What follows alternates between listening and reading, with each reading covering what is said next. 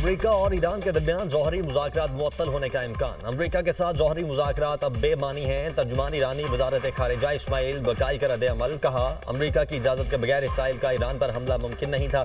امریکہ بات چیت بھی کر رہا ہے اور حملے کی اجازت بھی دے رہا ہے، یہ منافقانہ رویہ ہے۔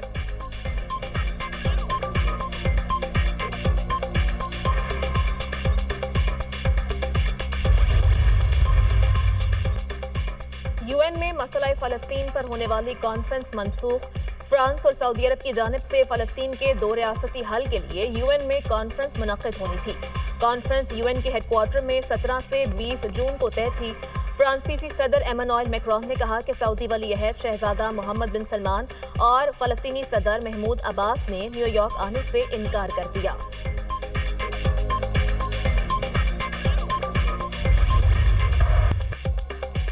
وزیر اعظم سے chairman prime minister youth programme Rana Mashhood Ahmad کی ملاقات۔ نوجوانوں کی فلاح و بہبود اور بااختیار بنانے سے متعلق مختلف جاری اقدامات پر تفصیلی بریفنگ۔ پاکستانی نوجوان افرادی قوت ملک کا قیمتی اثاثہ ہیں۔ نوجوانوں کو تعلیم، ہنر اور روزگار کے بہترین مواقع فراہم کر کے بااختیار بنانا اولین ترجیحات میں شامل ہے۔ نوجوانوں کی استعداد کار بڑھانے اور ملکی ترقی کے عمل میں متحرک شراکت دار بنانے کے لیے مزید منصوبے شروع کیے جائیں۔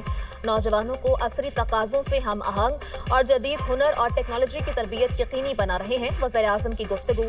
شہباز شریف سے خواجہ سعد رفیق کی بھی ملاقات، ملکی سیاسی صورتحال اور دیگر امور پر گفتگو۔